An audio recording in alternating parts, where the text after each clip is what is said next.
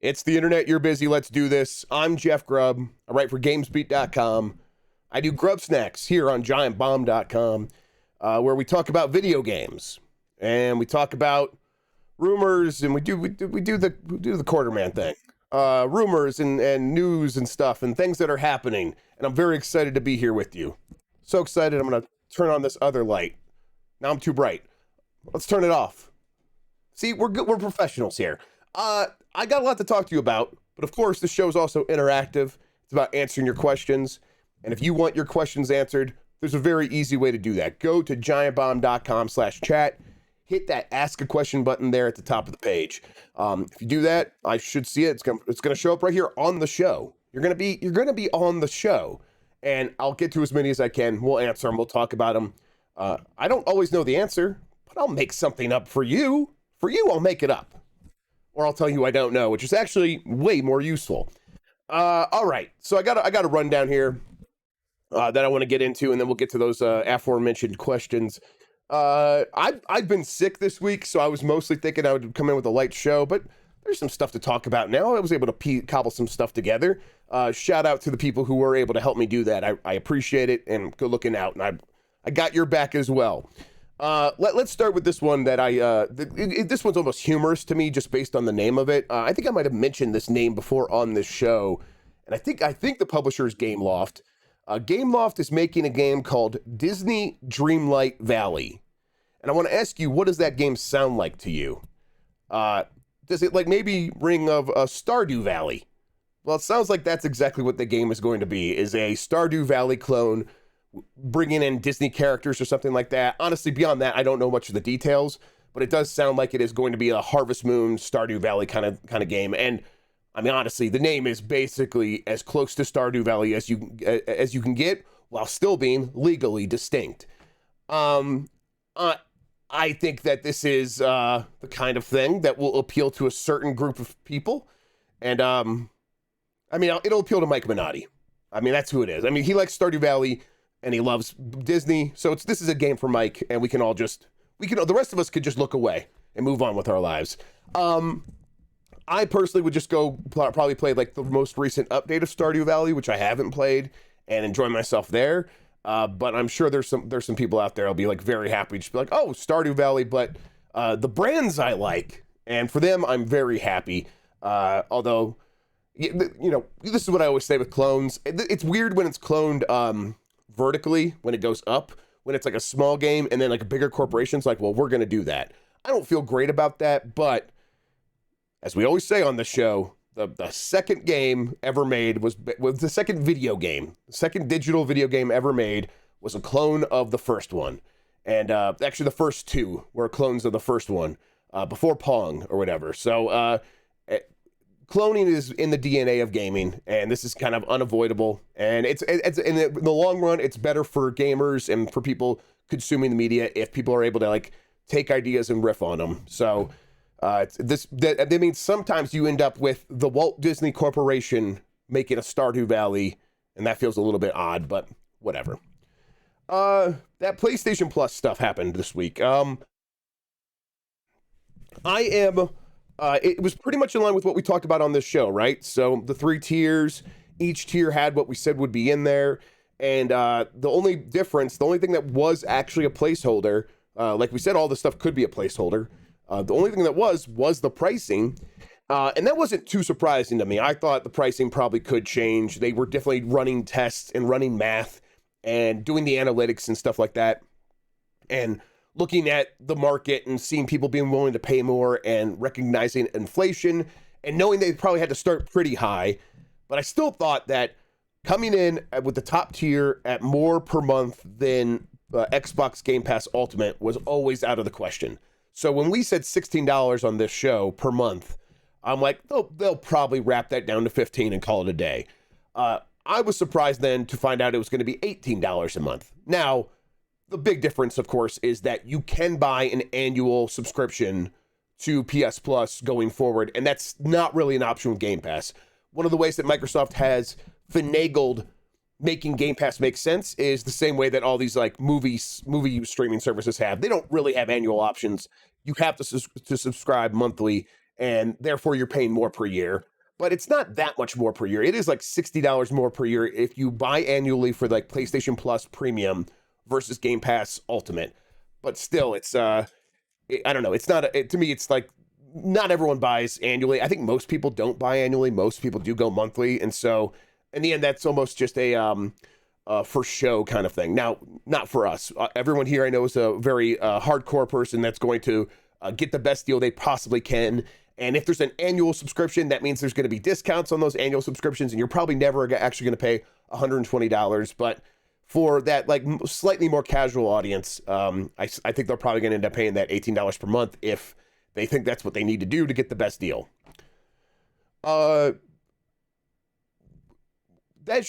leads me into talking about these three rumors that were supposed to happen this week. Now, one of them was definitely the PlayStation Plus update. But then there was talks of other things that could happen, and I've been able to like track down what those were, but like the timing on these is not like guaranteed for this week, and no one ever said they were. No one ever said these things are definitely happening this week. The way it was phrased, and I think Greg Miller on his show talked about it, or like on Monday, I think, after tweeting about it, and all he ever said was, there are three things I'm hearing, and if any one of them happen this week, that there's like that'll be big news.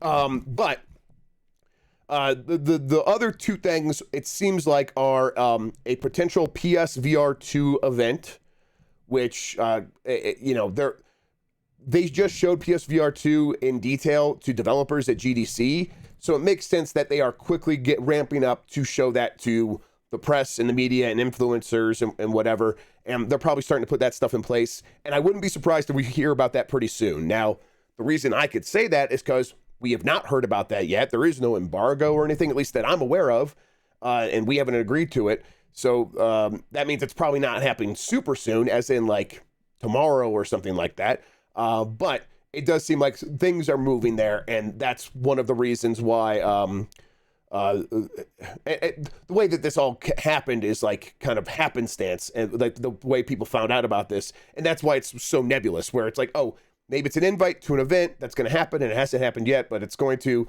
That's the realm that we're in, that we're talking about with these rumors.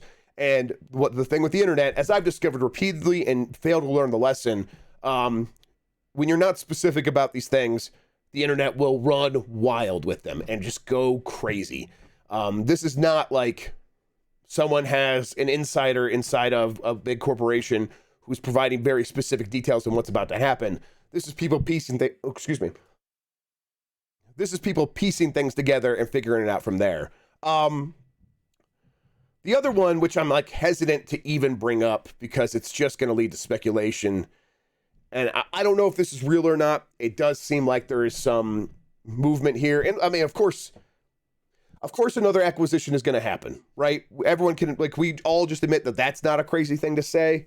But it sounds like it could be a big acquisition. It sounds like Sony might be making it happen. I don't know.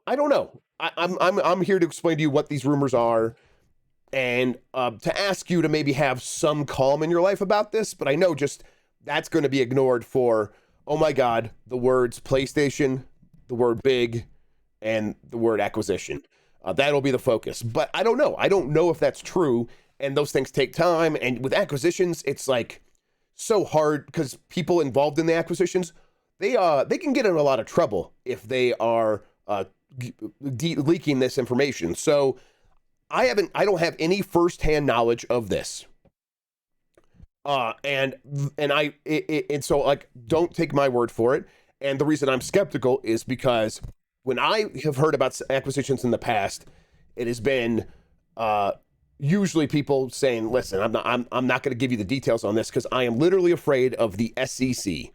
And I'm like, "Oh yeah, that makes sense. I don't want to get you in trouble. Everyone's going to find out about this eventually. I won't get in trouble because I'm a reporter. I will not be trading on any of this information. So I could find out and they would be fine. But I understand that you can't tell me because."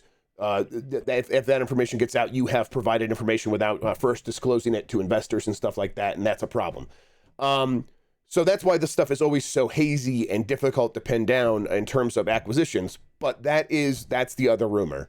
Now, again, let's put this stuff into a framework of this stuff is getting pieced together for the most part. And it's people just trying to say, hey, I am hearing these things. And you know, when Greg Miller and I kind of talk about this stuff, we want to include you. We want you to know what's going on. We know that you get excited about this stuff because we get excited about this stuff, and we want to include you. But then what happens next after that is the internet creates a narrative about what these things could be, what they will be, how they need to happen, the timeline they're going to happen on. And the timeline is completely undefined for all of these things except for the PS Plus thing that already happened. So will we find out about the PSVR 2 event by tomorrow? I don't know. Probably not. The acquisition, who knows? Very unlikely we're going to find out about that anytime in the next couple of days to maybe even weeks, if ever, if it's even real or if it's even going through.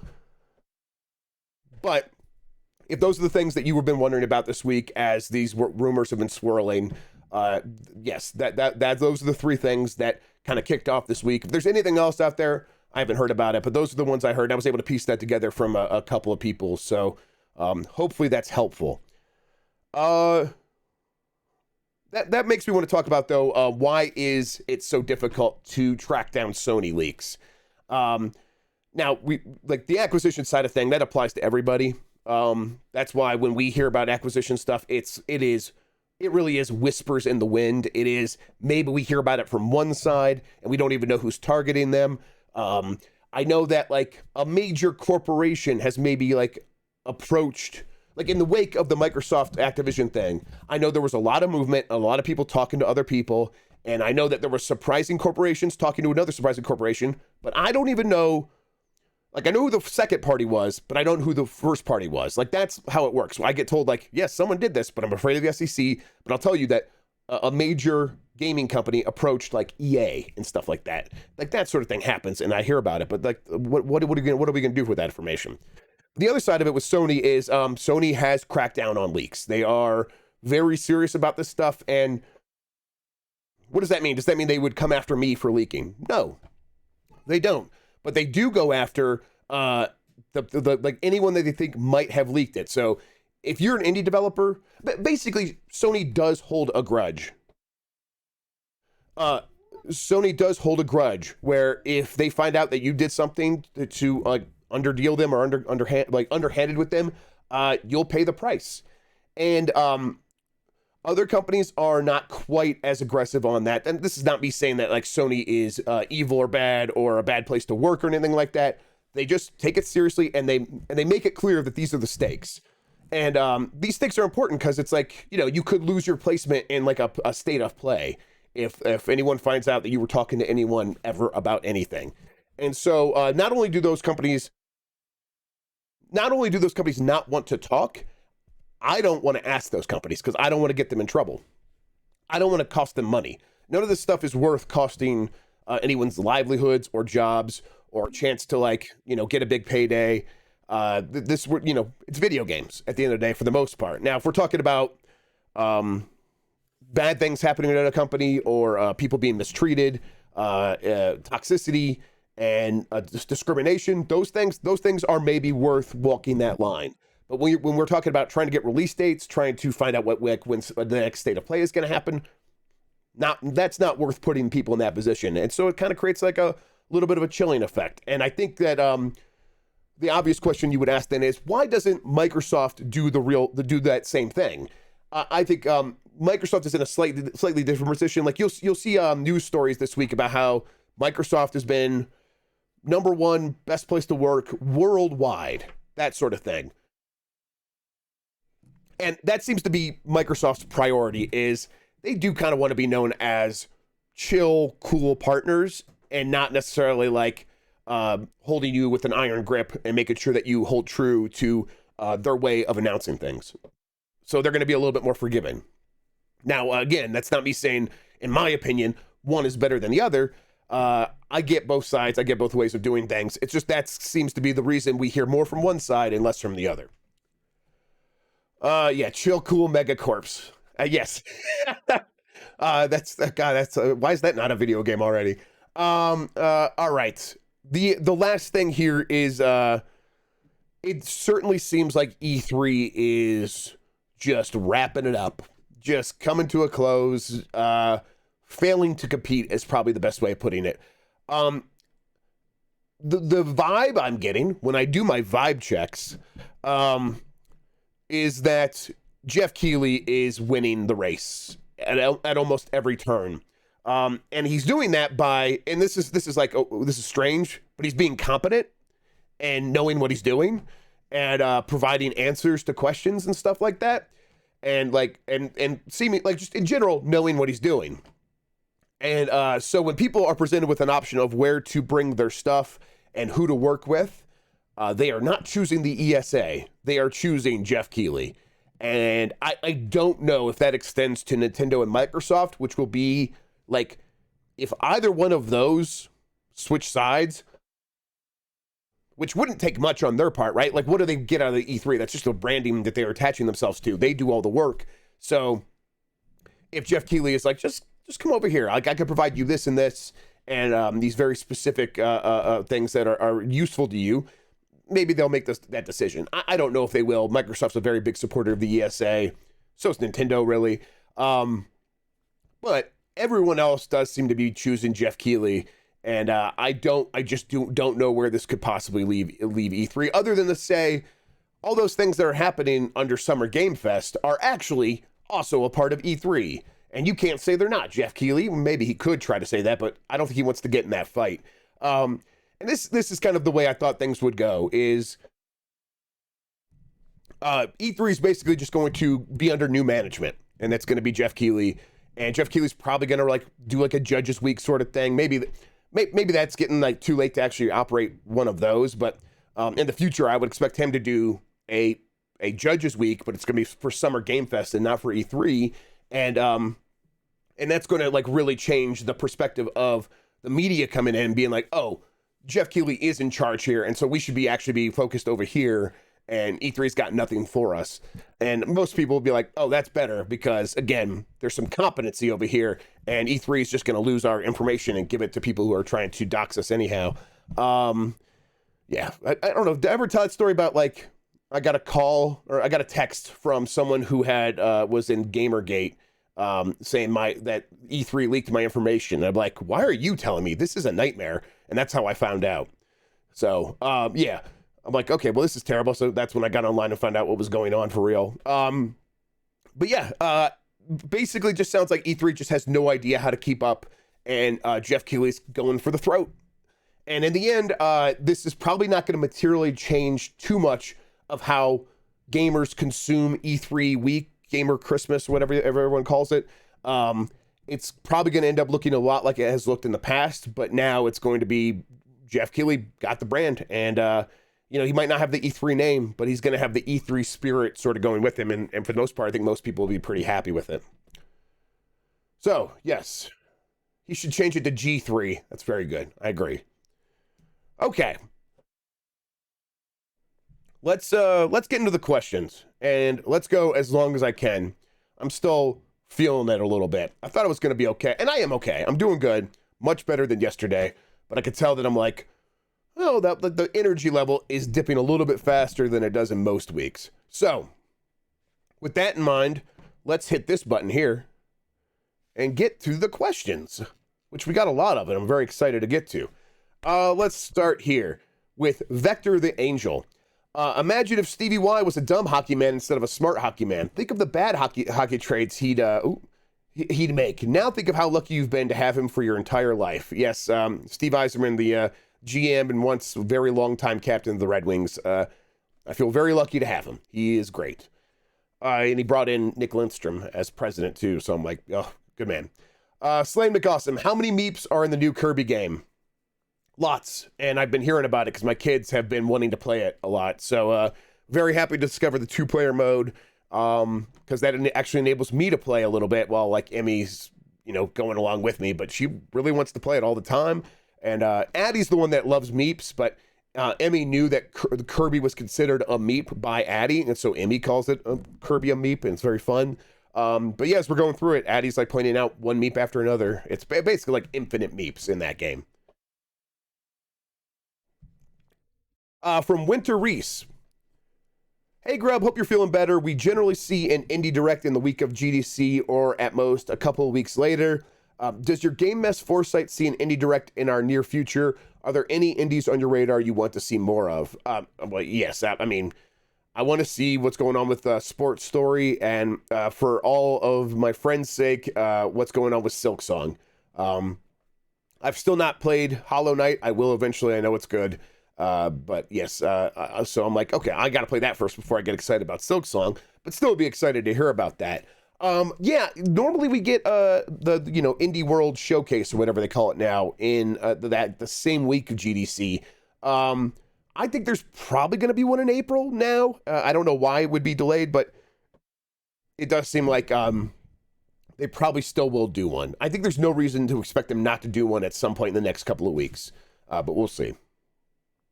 When was the last one? The last one was like late last year, right? But that's normal. I could be misplacing that. It's hard for me to keep track of all these things in my stupid man brain. From Doug Foot. Good morning, Mr. Grubb. Bungie had very harsh words for YouTube in their lawsuit against the people making false DMCA claims. If this continues with content from other companies, could it result in YouTube changing the system for copyright claims? I don't know. I would hope so, but it's YouTube and it's a big ship that is very difficult to change. And it's a system in place. And once the system is in place, it's very difficult for them to be like, okay, now let's build a new system. We already have something and it doesn't work great, but it works. It is an answer to most of our problems. And the most important problems being the legal liability problems. Now, Bungie made the right choice here. Suing them is, okay, now you're legally liable in this other direction because the system is not, it's just such a blunt instrument. And we need something much more precise and targeted and capable of responding to false DMCA claims in any, intelligent way. And so if it starts facing more legal heat, more legal scrutiny, I think you're right that they will probably respond in some way, but it'll probably be some evolution of the current system that creates new problems. It's probably that's the YouTube way. From Dr. Cornbone, which is one of the best doctors I know. Hey there, what's going on with that 360 GoldenEye port? I was promised a 360 GoldenEye port was imminent. Yeah, I think it's because of the Russian stuff in the game. I don't know for sure, but that seems to be pretty clear based on the amount of Russian military content in that video game and the amount of Russian military content in Ukraine currently. So it's just poor timing is kind of what, I mean, they never announced it. So they would just hold on to it until they feel comfortable. Like, there's no way that both Nintendo and Microsoft feel comfortable announcing that game right now. Also, Will Smith slapped a person, and that game has slappers only. The joke I made on Twitter was much better, and I don't have the effort right now inside of me, if I'm being honest. Truth is, tired of those jokes. From Matthew Hawks. Hello, Dr. Snax. Love the show. If a game releases just before the end of a fiscal quarter, is it safe to assume it released early? Thanks. I mean, yeah, in general, I think that's probably pretty fair. There's chance that they were aiming for an entire spring quarter and it is ready, so you might as well just release it at the end of March because that's when it will do the most good for their current needs. And they can figure out next fiscal year at the end of next fiscal year, and that's future problems. But I think for the most part, you're probably right that if a game is sneaking out at the end of the fiscal quarter, it probably could, or the end of the fiscal year, it probably could have used a little bit more time, and it ended up here because of the various pressures of, we want to get the game out, we want as much time as possible. Where do those two things pulling against each other lead us to end up? March. And so I think that's probably like Tiny Tina's Wonderland. Seems like a game that is mostly complete, mostly fine, right? And yet they probably wanted as much time as possible still, and so they ended up in March. Okay. I haven't played Tiny Tina's Wonderland, so I have no idea. Shadow Viper 00.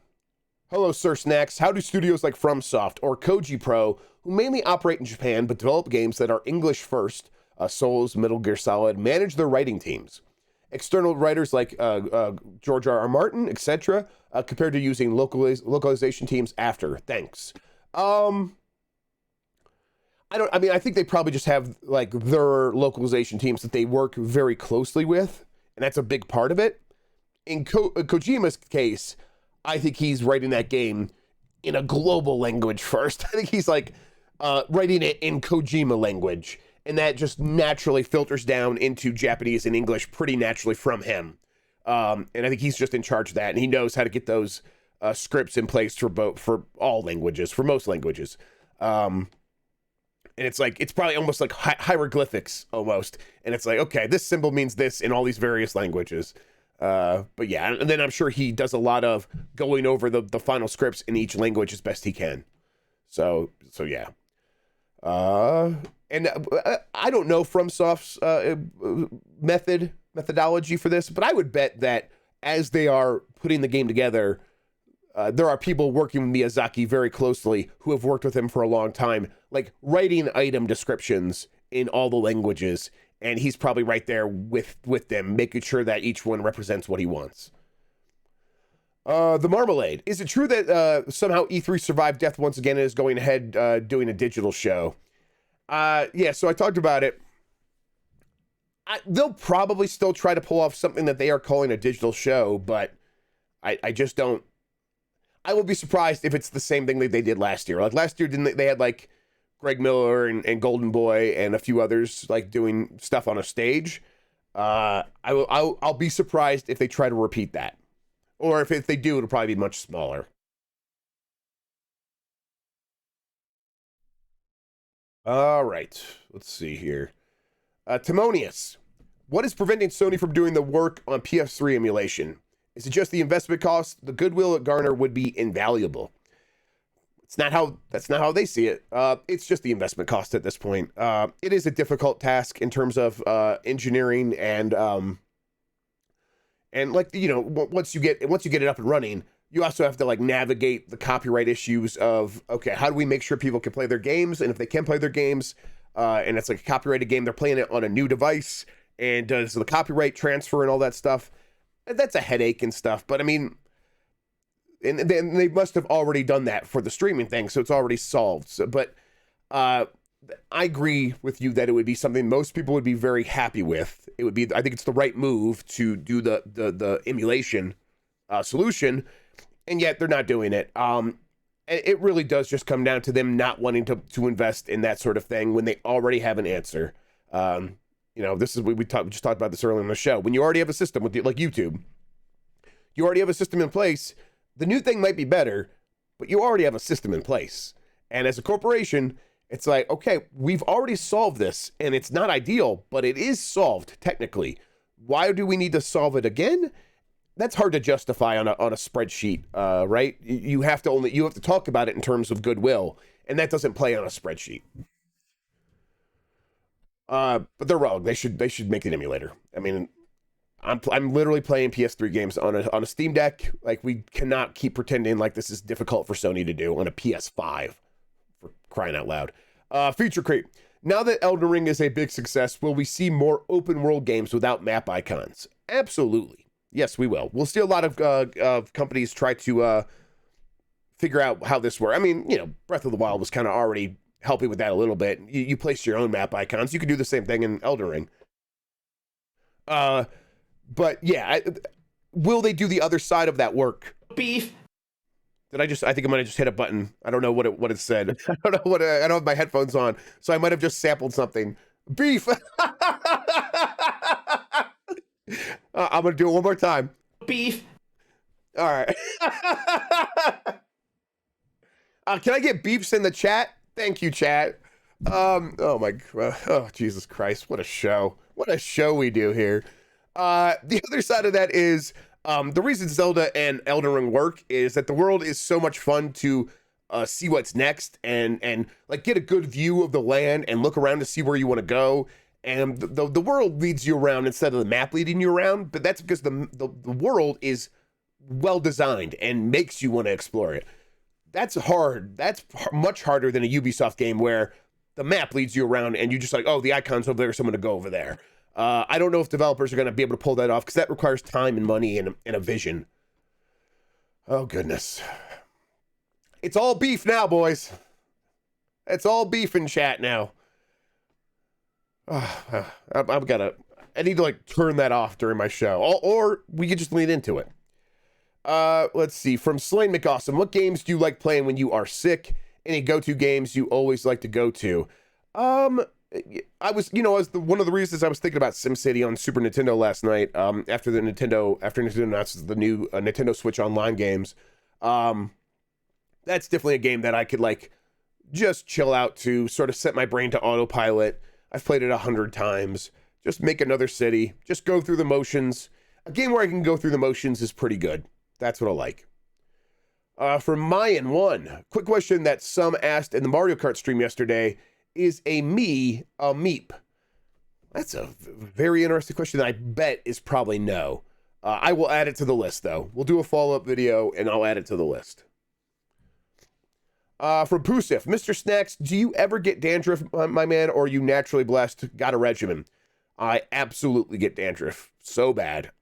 It's comes and goes.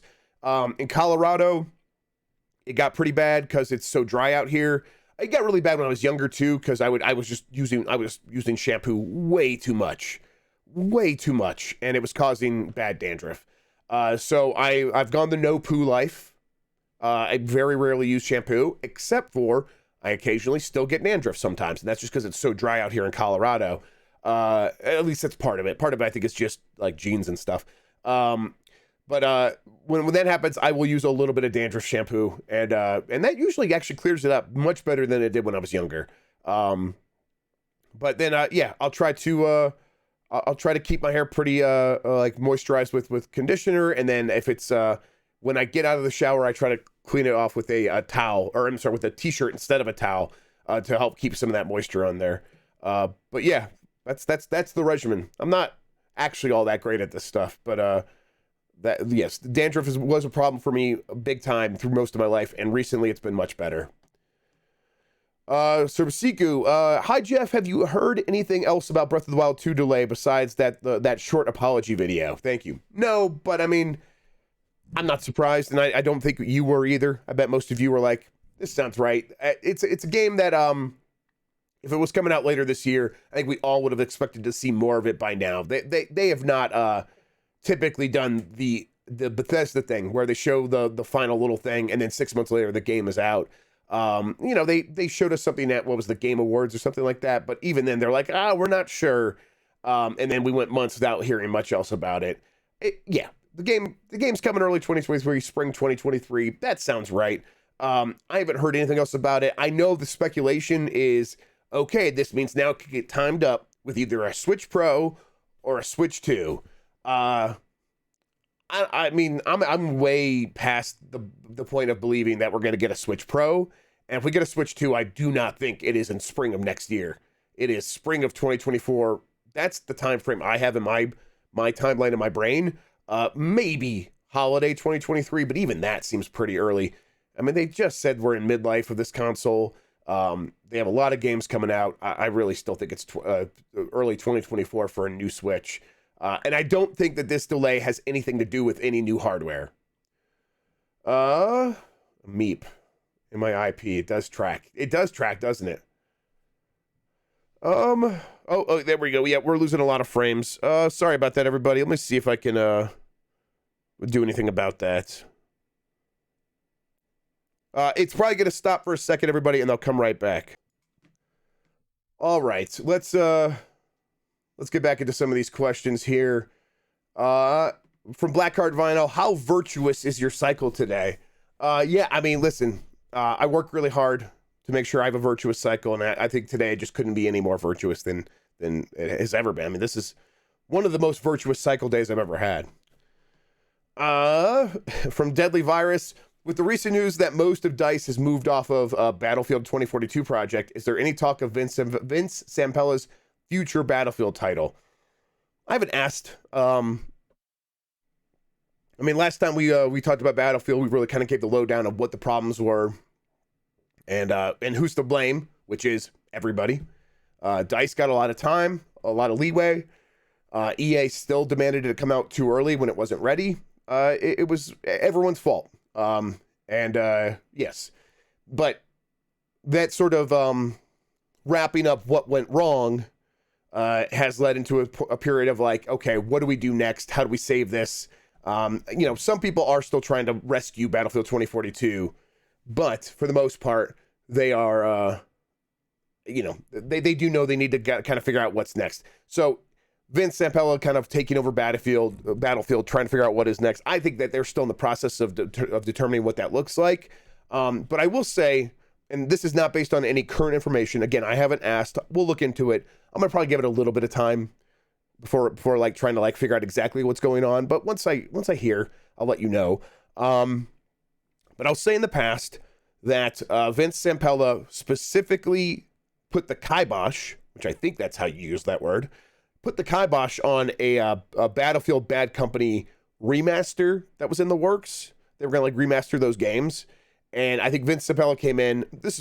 I was told Vince Zampella came in, was like, actually, no, we're not going to do this because we're going to save that card for when we need it. And we'll probably, and we want to do it like really well. We want to make sure that we actually get that right because Bad Company is a card we can play that will have a lot of, it'll have a big pop. It'll give us it'll get people excited who may have lost faith in us. And I think they might be in that situation right now. This is not me saying that's what they're doing. I'll say that was the thinking back then.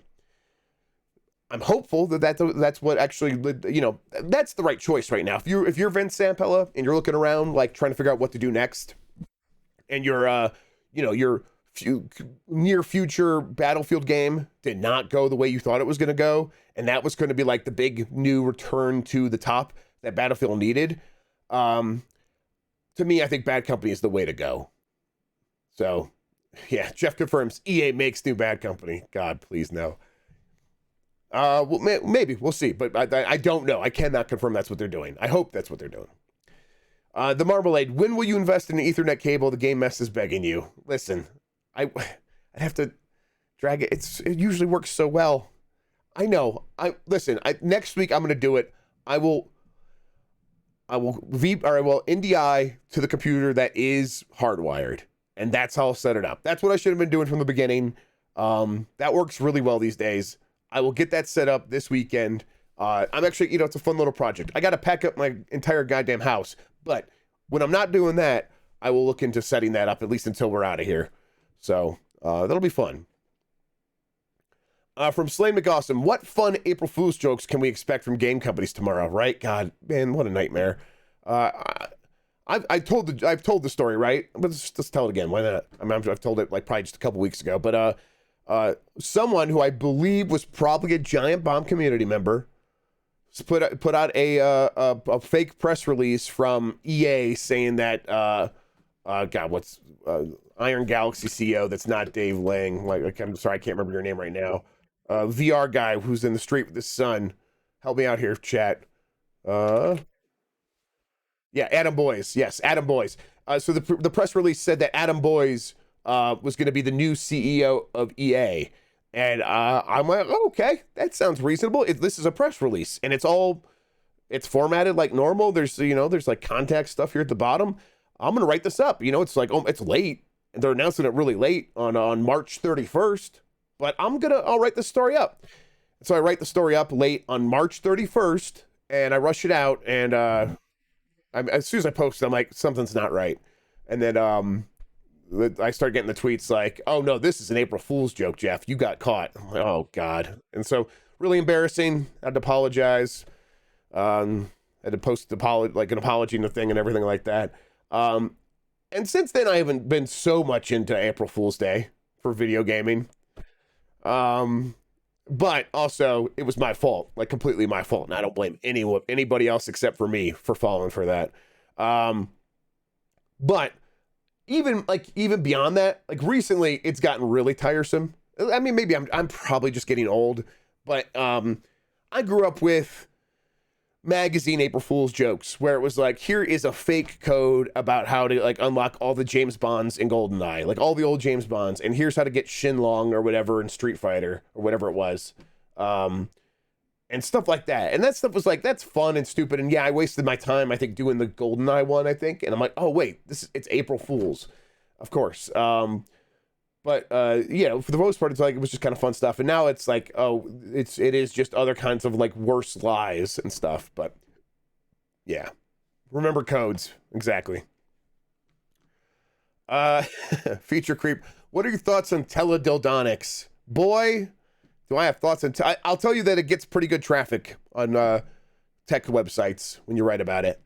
I don't know. I think that for the most part, I'm afraid of having my dick ripped off. If I'm being completely honest, my thoughts of teledildonics is I'm afraid of having a robot rip off my genitalia. Listen, you asked, all right? Those are my real, honest thoughts. And you might say they're fears, and you are right. That's a legitimate concern. I mean, yeah, I'm not going to trust the robot down there. And if, things could, like, their gears and things could get caught. Getting caught in your zipper is terrible. There's, like, moving. Ugh. No, thank you. Okay. I think I skipped some because I was so excited when I saw the word teledildonics.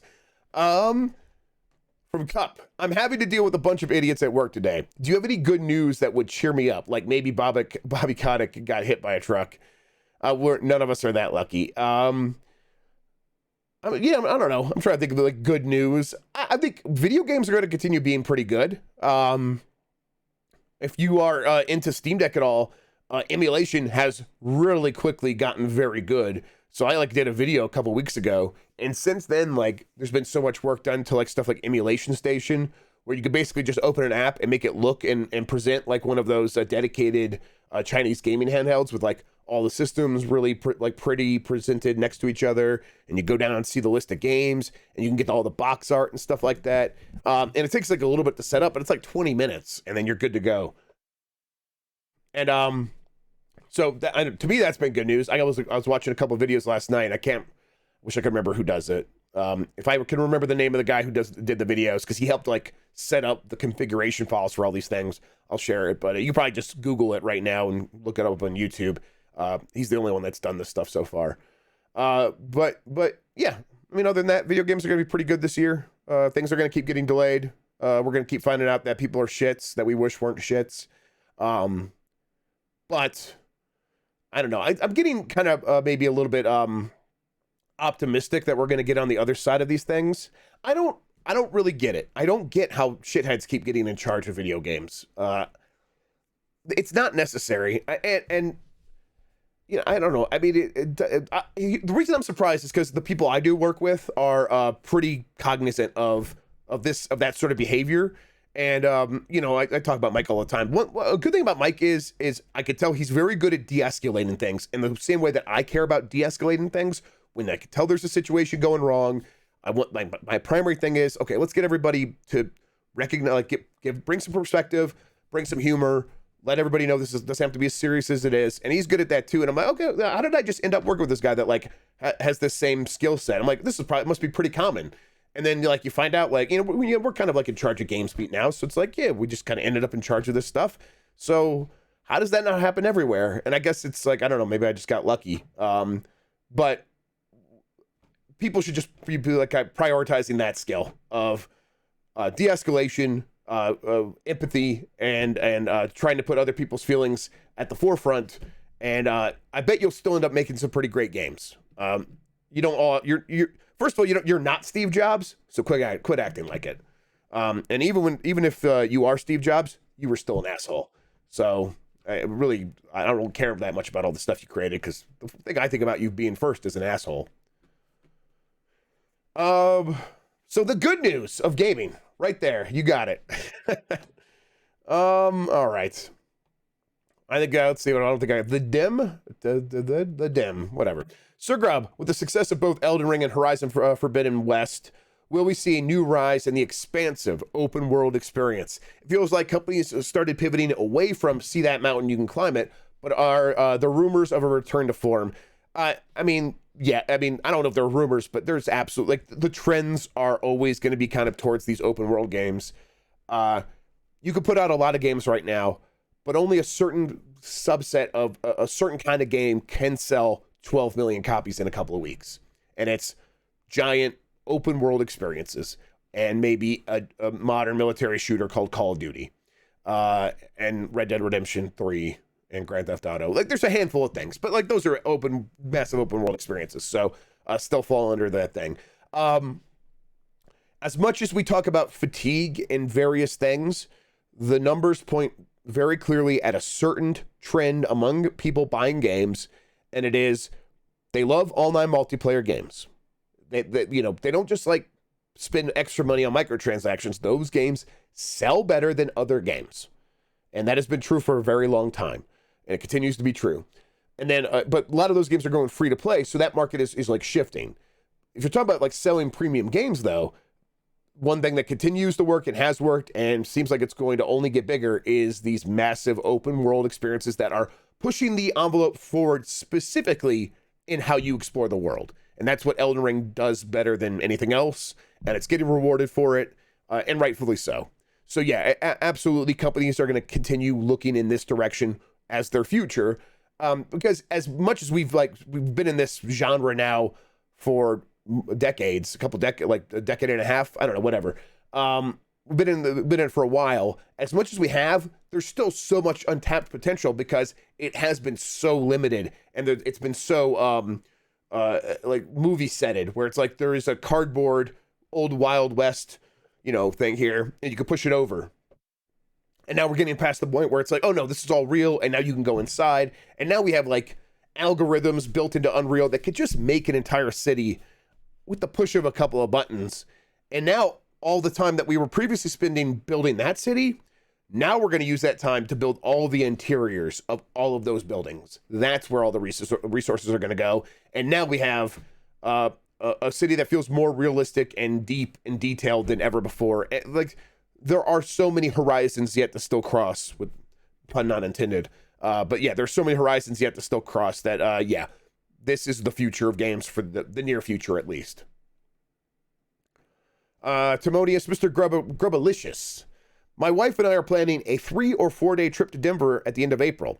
Is there a part of the city you would recommend staying near? We're not into bars, but would love to take in some local flair, quirky restaurants, and diners. Yeah. So the 16th Street Mall is pretty good. I would recommend trying to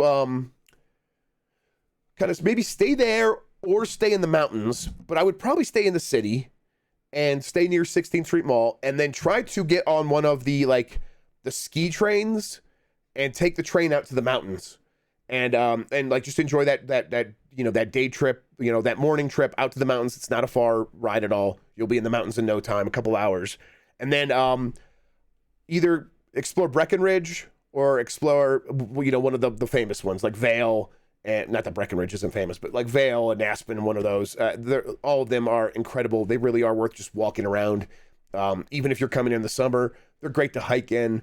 They really are made different than a lot of other places because they were built to be like Swedish ski towns, ski resorts, and they look like that and they feel different. They're really special. If you would, you could also go up to Boulder if there's not a fire, which there has been. Every time when there's not snow, there's a fire recently. It's awful.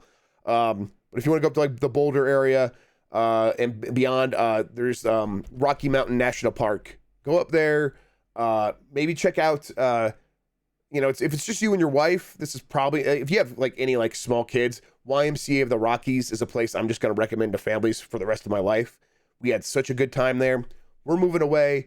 We are going to come back to the YMCA of the Rockies pretty frequently. I love that. It was a great place for families. But it's also a pretty affordable and cool place to stay if you just want a cabin and you want to be in the mountains and you want to do fun activities. There's fun activities for adults too. You might want to check into that as well. All right. From Colin Carr, hola Jeff, hola Jefe.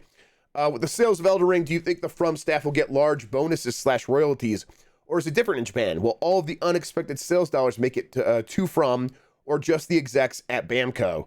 So I believe really soon after the launch of Elden Ring, wasn't there a story that Bamco raised salaries across the board? I think that was in reaction to what was happening with Elden Ring. They probably will have to give out bonuses as well. The game is just selling so much better than anyone predicted. It's not that different in Japan. I do expect them, and really, they want to keep that talent because the talent made that game possible. All the credit goes to them. So I think that Bandai is going to probably try to give as much extra money as they could spare to the people that made the game because they want to keep them around. Yeah, royalties, no. Right, yes. No royalties. Don't expect that. That implies like ongoing payments into the future when you don't work at the company anymore. That's something gaming companies are just allergic to because they're shitheads. From Upper Nut. Hey, Jeff. COD on Ciel. I nailed that. It's been over a year now since Sony raised the price of their games. Has this led to better pay for developers? Does it give them more breathing room to work on projects? Or is the money just going to the higher-ups' pockets? Yeah, that's about profit margins. I'm sure they're also raising the what they pay their employees, but it's not as no direct correlation to raising the price of games. You raise the price of games to improve your profit margins. That's what that is about. They had plenty of money to pay people more if they wanted to before or after that price hike. It's never about going to the employees. From Christian ARG, when was the last time April Fool's was fun? I don't know. There've been a couple of good ones. I think like that when you Googled Zerg Rush, does that still work? Zerg Rush. Yeah, okay, so it doesn't work. I think you have to like go to like the old version of it, but you would Google Zerg Rush and then a bunch of Zergs would come and like take all the letters away on your search page. I like that. That was fun. Google does a lot of good ones. Actually, I like their stuff. Their stuff is just like, here's a fun toy built into our thing now. So that's good.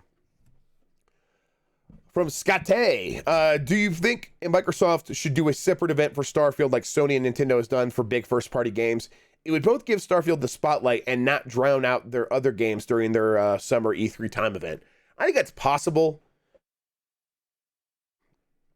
but I think they are probably leaning toward one big event featuring Starfield as the anchor. I think I just hit the swear button too. I'm bad at it today. Beef. I think that the thing with Starfield and E3 is I think they want to attract as much attention. I think they want their event to look as big as possible. I think that is like internally something that would make them feel pretty good and give as much attention to Starfield as possible. But Starfield, the excitement for Starfield is not really going to overshadow too much else. It's probably just going to rub off on everything else. And if you like, okay, we'll do Starfield another time, and then we'll do E3. If that E3 doesn't quite live up to the hype, people are like, that Starfield event was so much better. Just include Starfield. I think that's probably the way they're thinking about it. I don't know for sure. We'll see here pretty soon.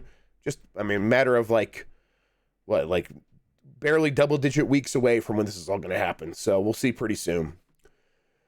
Blackheart Vinyl, any speculation on what Jez's Xbox news is today that he teased this morning? He said it's small but happy. I'm thinking 1 versus 100. Oh, that would be nice. I don't know. I haven't tried to scoop Jez. I try not to do that to other people who are working in this space. And when we do, usually try to like give each other a heads up. And I'm just like, he's in his lane. He's flourishing, fed. I don't know. I can't remember. Moisturized. That's one of them. And I'm leaving him be with this. I'm excited to listen though. Looter Jennings, who cut your hair? I'm too broke to go to a good salon, and I am about to walk into a Great Clips with. Ignore that last message. I'm sorry. I'm too broke to go to a good salon, but I'm about to walk into a Great Clips with my long hair. I cut my own, and I'm not trying to do anything fancy. If I could layer my hair, I probably would do that, which is the thing where it's like you cut every strand of hair to be the same length, but because it's all coming from different parts of your scalp, it creates this layering effect. I don't have the patience or the skill to do that. I haven't taken the time to learn how to do it. And when I've looked up the videos, it does look pretty, like you'd have to invest time and stuff. And I'm not going to do that. I'm pretty happy with the results. I just wanted it to be a little bit shorter. And like I think this is the pre-show I was saying, it doesn't come out good when I go to a salon. So I'm sorry I have no good advice for you there, but I don't know. Just go in there. Just go for it. You'll be fine. Great Clips is fine. Like, the people that are going to cut your hair there they care. They're humans. They want you to feel good about yourself. So just go for it. And when I stopped going to Great Clips and other places like it and was like, okay, you messed up my hair, you messed up my hair, you messed up my, I went to a fancy barber and a fancy salon, and they messed it up too. So for me, it's like, there's no difference. Like, it's all people who just didn't understand my hair. And I don't blame them. My hair is weird. Right now, it's like, looks like long, and it's like kind of wavy, right? You cut it short enough, and it boings back up like a spring and becomes curly and short and weird, and becomes a Jeffro. And no one wants to deal with that. I get it. From Future Creep, can I download and play PS1, PS2, PSP games on PC with Spartacus? Oh, I don't think so. I don't know for sure, but I don't think so. From Esteban, 8612. Let's see. Hey, Jeff, which comes first? A release date for Final Fantasy 16 or substantial information for Final Fantasy 7 Remake Part 2? I think Final Fantasy 16 release date comes first. I think. Honestly, I think Forspoken comes out first, and then we start hearing about this other stuff. From Feature Creep, is the B word brand on this show too? Yes. Now people are just going to wonder what the B word is, Feature Creep. From Casual, dear Chef Grubb, hope you are well. What's something you'd like to ask us, the question askers? Yeah. I don't know. How are you feeling about what I'm like when I bring you the answer to some of these questions, or I try to like if I don't have the answer to a question, but I try to give you context about like stuff around the question, is that pretty satisfying, or is it like, if you don't know, just say you don't know and move on? I don't know. I feel like it's pretty useful when I'm like, oh, okay, I don't know exactly, but here's what I'm thinking. Here's some stuff I've heard around the periphery. Try to be helpful. Yeah, context. I try to provide context and sometimes speculation. Absolutely. Great. Okay, it seems like most people are pretty happy. If you're not, it's fine to say so as well. I have no problem with that. From Darth Digitus. As a giant Skies of Arcadia fan, will there ever be a realistic chance for this game to get ported to more modern platforms, or perhaps even get a sequel? Or will I have to turn to Dolphin for such needs? Listen, you turn to Dolphin if you need to. You don't have to wait for these other companies to provide you what you need. Now, Sega has said in the past couple of years that they have a ton of interest in bringing back as many old games as they can, old franchises. Skies of Arcadia has to be on that list, unless there's some copyright issue or something like that I'm not aware of. But I think it's very likely that Sega will get to Skies of Arcadia in due time. How's Dr. Hockey? I mean, listen, you just got to ask. And we just hit the button. We find out. There he is. Still tipsy. Uh-oh, I hit the wrong button. Okay, there we go. I just turned off the overlay completely. All right, we're back. We're good. It's me says, no question. Glad you're feeling better. Thank you. I appreciate that. I am have a ton more energy today, and that is such a relief. I think I've talked about on this show that fear of like stuff like long COVID, and maybe it'll still get me. And if it does, I'll deal with it. And other people are dealing with it, and they're being very like brave and gracious about it, even though I think I would probably be a kind of a shit about it. But it's definitely something that's like a little bit scary to me. So I'm someone like who has trouble getting motivated anyhow. And it's like, okay, I've got 2 kids now, so I've got to, that stuff has to just like well up inside of me, and I got to figure it out. And I've done pretty good about that. But it's like, if suddenly that were to go away, I would be miserable. And I don't know what I would do. So, yeah, definitely a fear, and I'm glad I'm feeling better. I'm just going to consider myself lucky for now. From Dr. Venkman. Hey, Jeff, do you think the delay of Breath of the Wild 2 will coincide with any type of new hardware from Nintendo? Here's the question.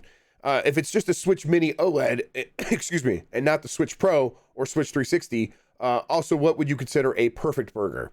All right, you're saying even if it's just the Switch Mini OLED. Yeah, I think that there's probably a Switch Lite OLED coming probably this holiday. I would say it's probably, I mean, maybe hardware issues cause it to come a little bit later. And yes, if anything lines up hardware-wise with Breath of the Wild 2, in my opinion, it's going to be this Switch Lite OLED. But we'll see. We'll see. Maybe I'm wrong. As for the perfect burger, my like cravings for burgers change. Like, I like a variety, but I do like one that sort of kind of goes all out in terms of savory. So that means like I want that burger, and I want the burger to have like seasoning salt on it, and I want like a fried egg, like an over easy or over medium fried egg on it, so that when you bite into it, you get that. That's my. I mean, I know so it's not everybody's thing, but for me, that sounds great. And then some days I'll like, just a bunch of spicy stuff on it would be great too. Buddies or Jets from Hibbity Bibbard. I love Jets. Jets is great. But whenever I've had Buddies, I like, oh man, this is the best. I think I might prefer Buddies. Jets, though, if there's a Jets near you, these are both Detroit-style pizza places, everybody. You get like the 8-corner or the Detroit-style deep dish, which is not like a Chicago-style fucking lasagna. It's like a pizza. And the Jets is great. If Jets is near you, get it. Jets is expanding, but I like Buddies a ton.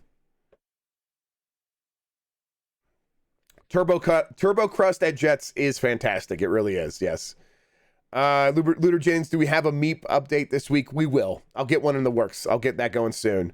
Timonius, favorite wing sauce rub at BW or at Buffalo Wild Wings. I was going to say BW3s, which I think is what they also call it still. I just like buffalo sauce. I like hot buffalo sauce. Like the hot level buffalo sauce is almost always my favorite at most places.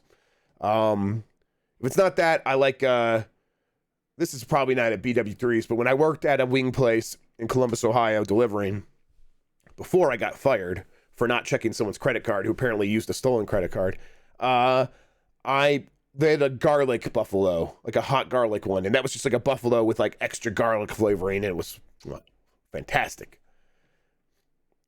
Yeah, Buffalo Wild Wings sauces are kind of garbage. Yeah, I've never like loved Buffalo Wild Wings for their sauce. Yeah. I mean, I'll eat it because it's wings. It's basically like, it's like peasant food anyhow. And listen, I love peasant foods. That's like all my favorite foods are peasant foods: burritos, rice, hot dogs, wings. But a good sauce is definitely noticeable. It makes a big difference.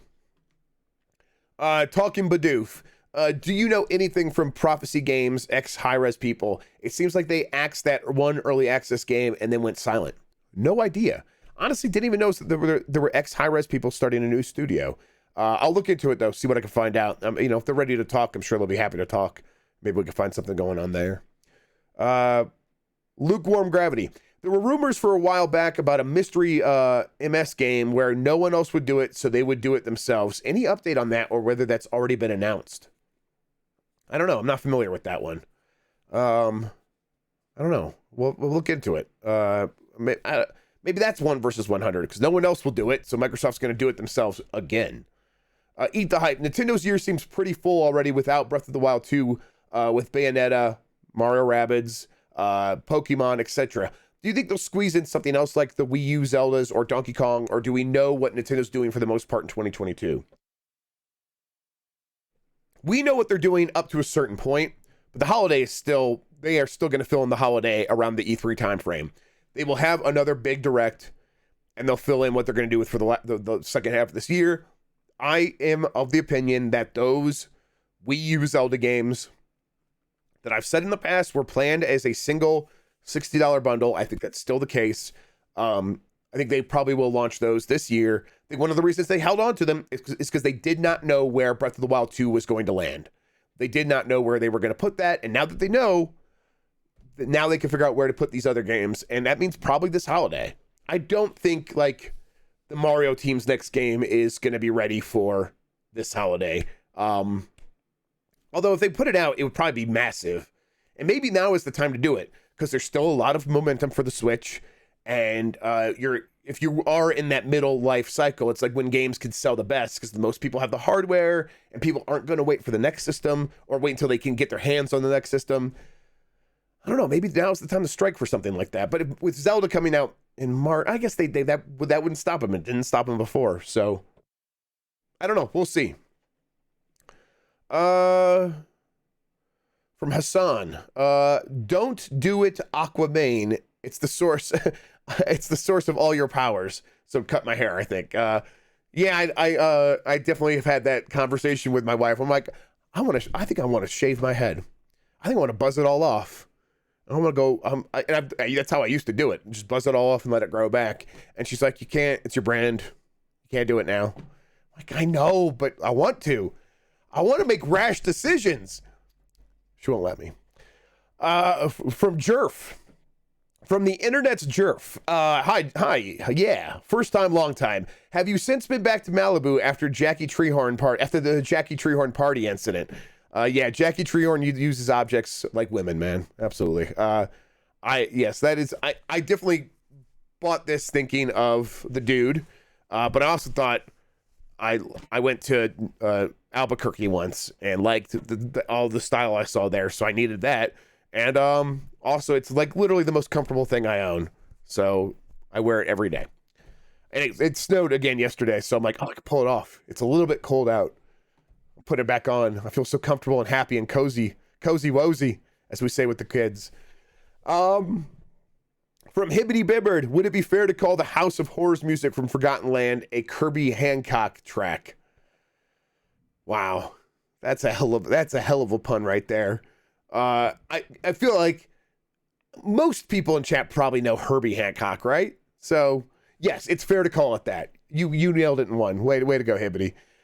From Jan Man, hey Mr. Grubb, hope you're feeling better. How come I can't make a good acai bowl at home? An acai bowl probably does require a certain the thing is, you probably go to a restaurant and they probably do like something really basic and like they probably put like a spoonful of sugar in there that you were just skipping over. You're probably looking at like good healthy things on the internet, and the restaurant's probably like, we need people to like feel like they're getting their money's worth and call this the best thing they've ever had. So they probably have like sunflower oil going in there or some shit. I don't know. I'm not good at making food, so I'm just picking out random ingredients that I've heard on TikTok recently. But that's probably what they're doing. From Secrets, should we as humanity just switch to Swatch internet time already? Absolutely.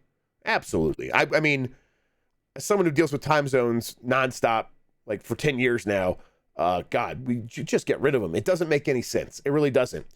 You just wake up at the time that, like, it doesn't matter what time it is. When the sun comes up, if that's when you need to start your day. And if that's at 800 beats or at 25 beats, what does it matter? Just get up. I will never not get confused by time zones and daylight savings time. Yeah, I like daylight savings because it brings a little drama into our life, so they gotta explain that, but I get it. It's actually bad. From Tokoto, does Batman really understand gamer issues? I can't think of anyone who would understand them more. Batman is, he lives in a basement. He has delusions of being important enough that he could like change the world by yelling on the internet. No, I'm losing the thread here. Yes, no one understands us better than Batman. From Sevward, horse-sized duck or duck-sized horse, which would you rather ride? I would rather ride a duck-sized horse, of course. Horse, of course. Yukio-san, what are you playing on the Steam Deck? I finished Elden Ring. I have a story up about how I played 150 hours of Elden Ring on the Steam Deck and loved it. That's the headline. And it's true. It was great. I am now playing Tunic, and that is also fantastic. Boy, is that game good.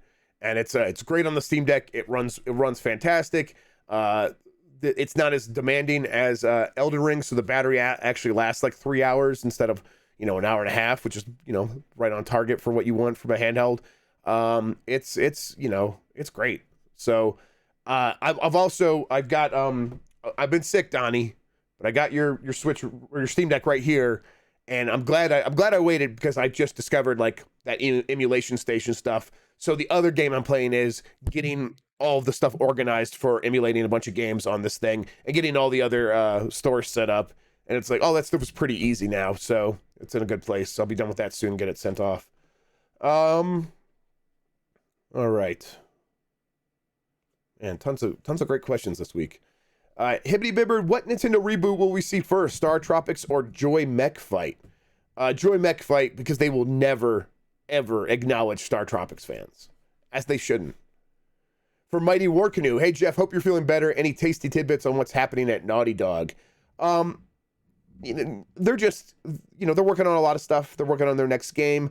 But while they're getting that stuff spooled up, they are definitely doing, 100% they're doing that Last of Us remake. And that's probably coming out later this year still. Did they say, maybe that's coming out next? No, that was the show that's actually coming out next year. They are going to get that remake. I think it is. It's going to be like count as a remake or whatever. But they're going to get the Last of Us sort of redux out later this year, I believe. And then that'll be on the market ready to go when the show comes out. And they're hoping for like a Witcher 3 style bump. We've talked about this a lot, but that's what's happening at Naughty Dog. Okay, from Secrets, what game development company is the worst?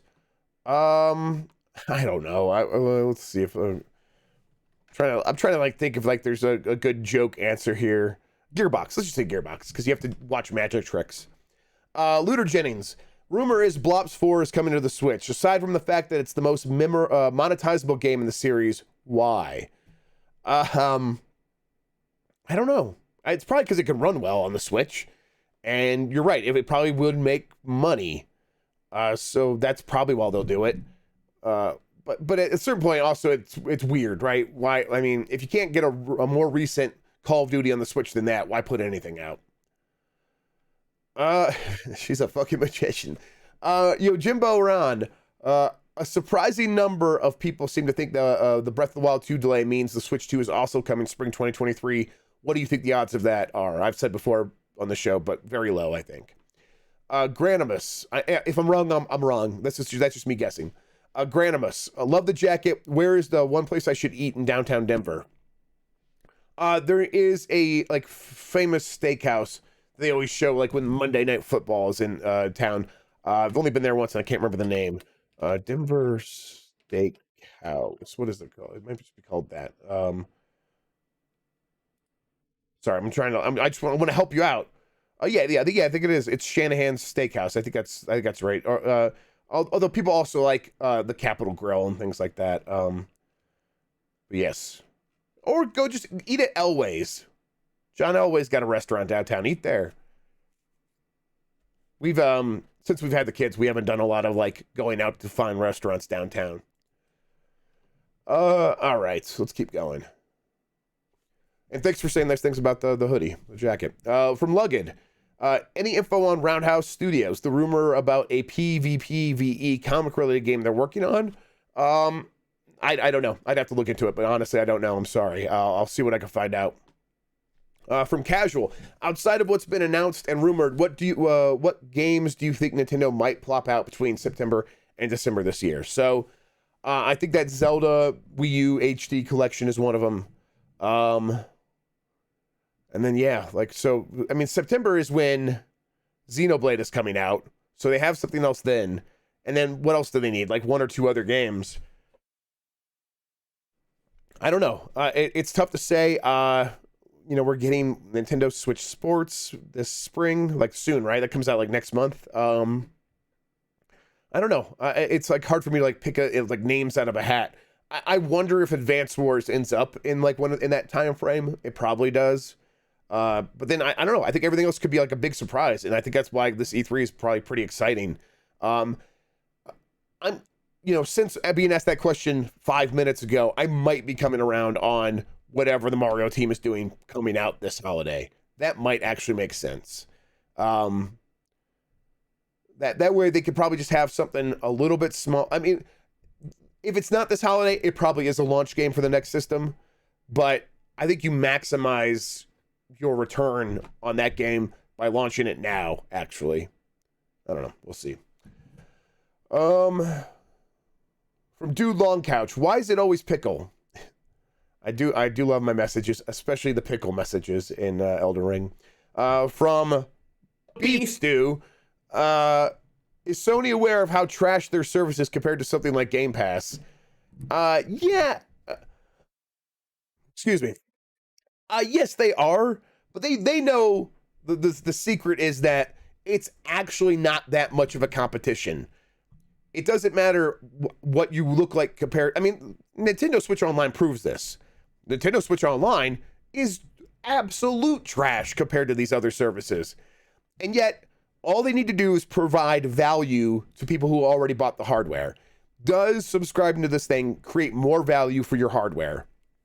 If the answer is yes, a lot of people are going to subscribe, or going to subscribe. And so that's the question they need to answer. And in most cases, I think for a lot of people, one of those three tiers, if not the top two tiers, will appeal and be like, this is how I get the most out of my PS5. I already spent $500 on this thing. I want to get the most out of it. I get a lot of extra stuff. I'm going to subscribe. And they're not even, Game Pass is not even coming into the calculation for most people that are making that purchasing decision. And Sony knows this, Microsoft knows this, Nintendo knows this. The comparisons are usually just for people arguing online. And you know, I'm definitely guilty of it too, because I was comparing it, and I think it looks like, I do think it looks pretty underwhelming, I'll say, compared to Game Pass. But at the end of the day, is that going to affect how it performs? Very little, I think. You know, people that have all three hardware, all three systems, if they play those systems regularly, are probably just going to get all three. That's the reality. From Decath, is Sony still a Japanese company?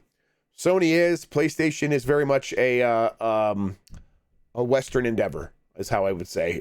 You know, they have a lot of Japanese executives and a lot of Japanese institutional capabilities. But the headquarters is in California, and all of the leadership is from Jim Ryan's like orbit in Europe. And when they have stuff to announce, they're not really going to the Japanese press. They're not really going to the American press. Where do they go? Jim Ryan goes and talks to the European press, the press that he probably almost certainly came up reading when he was in charge of SIE Europe, or whatever it was called before it was SIE. SCIE? Sony Computer Entertainment, or Interactive Entertainment Europe. I can't remember what it was before it was SIE. SCEE. Thank you. Yes. Sony Computer Entertainment Europe. Ski. That's right. We always called it ski. Beef. I'm addicted to the beef button now. Do not let yourself become addicted to the beef button. Soon you will resent its absence. All right. Let's keep going. Is Ubisoft working on a new Division game? Almost certainly. From Proc, would love to hear your speculation on Kojima Studios moving. I need to look into it more. I kind of only barely heard about this, and I'd have to I think a lot of stuff started happening when I was feeling pretty down. But I'll look into it. I think you said they have big plans. I know that much, and I know that Kim Swift news at Microsoft with her cloud gaming initiative. That's good news for the Kojima project that Microsoft is working on. From Slay McGossam, can I romance Donald Duck in the Disney Stardew Valley clone? I hope so. Well, otherwise, what the hell's the point? What are we even doing here?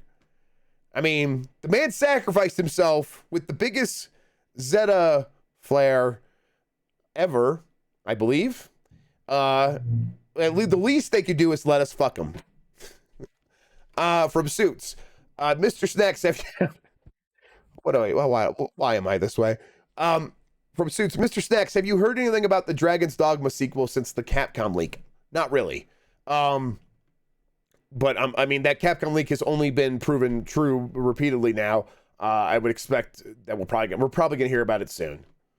But I've not heard any extra details since. There's some decent Capcom leakers out there, and they haven't said anything about it. So hopefully it's still happening soon. From Mega Zoom, I wouldn't say that Stardew is that small anymore either. That's true. You're right, but still, it's like a one-person team that created it at first. You know, it's a mega hit for what it is. Absolutely. From Afterlife, Josh, do you like pickles? Yes, kosher dill. Kosher dill. What's the brand that's always refrigerated? Vlasic or something like that. Whatever one's always refrigerated. I like because they have to have that crunch to it. The soggy pickles, I've really lost my my taste for. Crunchy pickles are the way to go for me. Romance, please. Let us romance the duck. Do not fuck the duck. Romance the duck. I'm sorry. You're right. Thank you for correcting me, Marino. From Jordan Midler, any good Sony rumors? Hey man, I don't know. I'll ask you. You guys, VGC seems to know what's going on better than I do. I'll say that what I talked about earlier in this show is it's probably stuff that's hard to track down and confirm, right? Like the acquisitions are so hard to pin down. Like you would really need an insider willing to go on the record who is privy to all the details of the deal to even begin to like start reporting on that. That's so hard to track down. And then what was the other thing I said? I got the Google Keep right here. PSVR 2 reveal event. Like that seems imminent, right? Because they were just at GDC showing that off. So again, but like what are we gonna say there? A PSVR 2 event might be happening. Like of course it is. So yeah, sorry I can't provide any more specific details on that stuff. But yeah, I don't know. I'll be reading VGC and see if there's anything I should know about.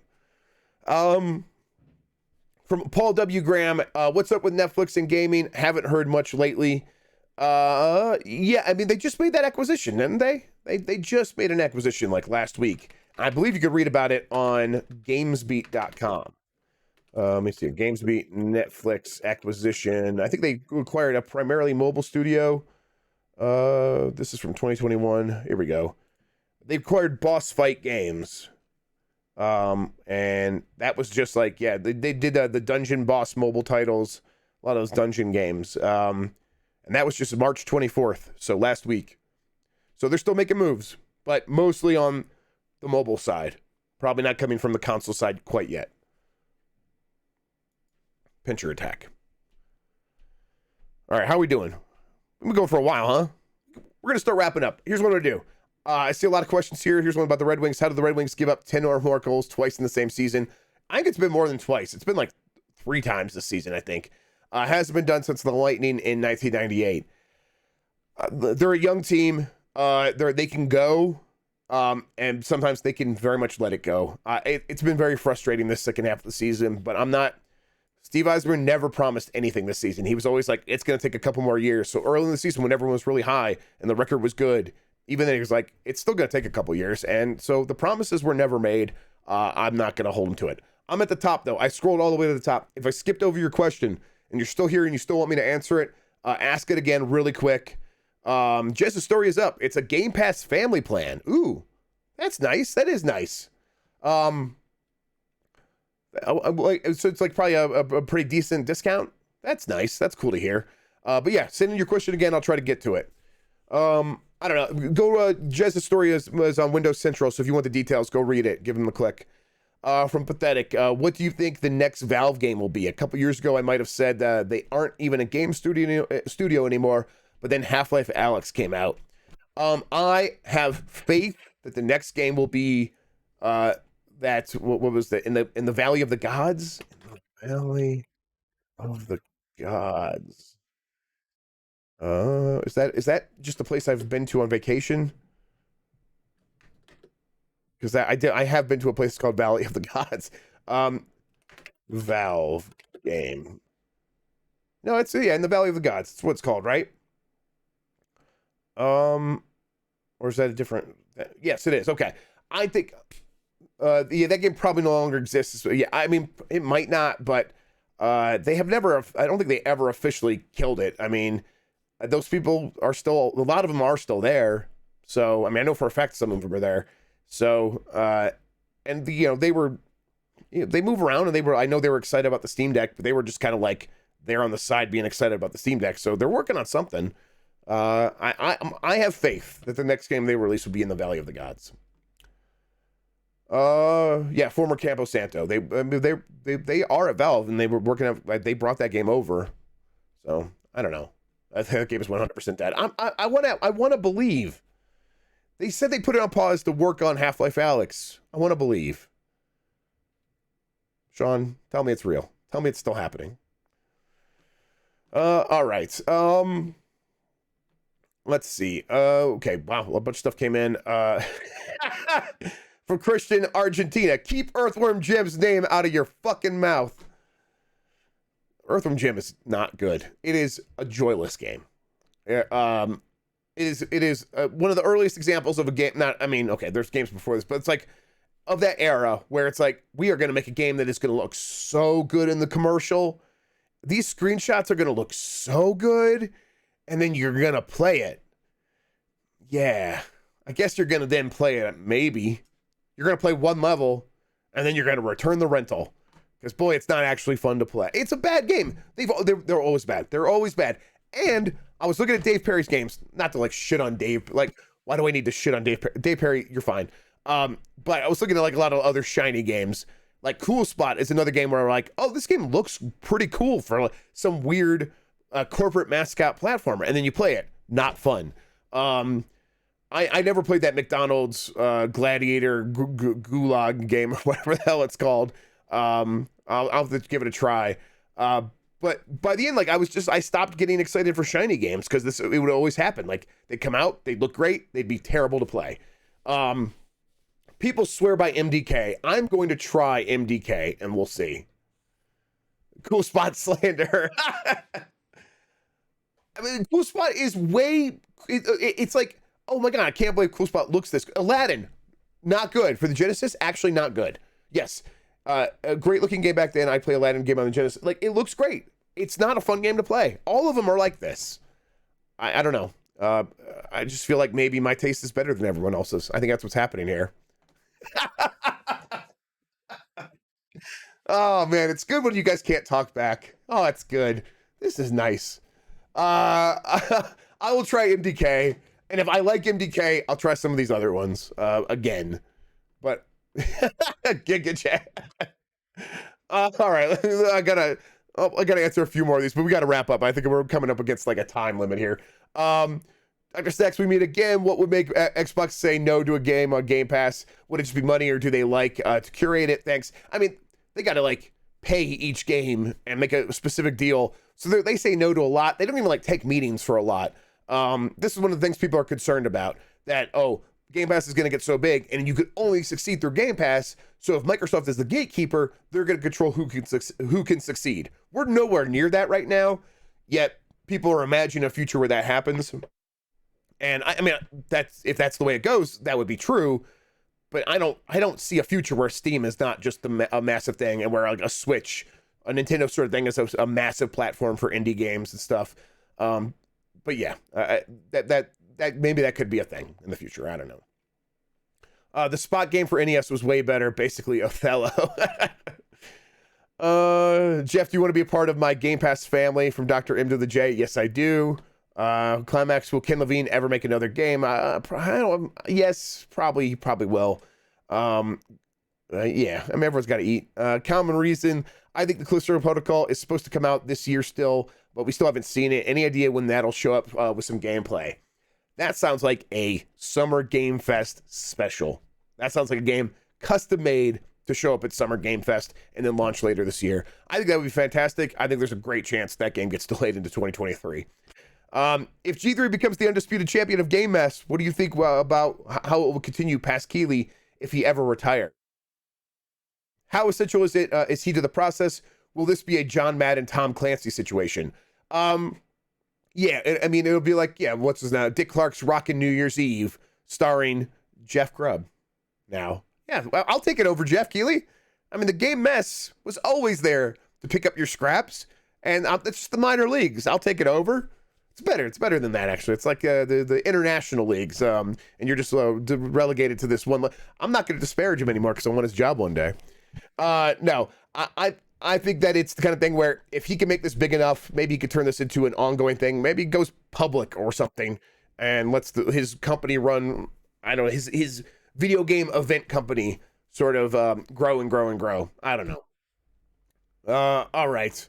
Yeah, I think I proposed a podcast to Giant Bomb when we were first talking about what show I was going to do. It was going to be Jeff the Show, and it'd be me, it'd be Jeff Bacalar, and then Jeff Keighley, and we would be very antagonistic to Jeff Keighley for having his name spelt wrong, and that was going to be the entire show. We're all too busy for that, so don't actually ask for it. All right, everybody, I got to wrap this up. Thank you, everybody, for tuning in. I really appreciate it. I had a really great time answering questions. This is fantastic. I'll be back with another show next week. All right? Until then, though, take care of yourself. Have a good one. And beef.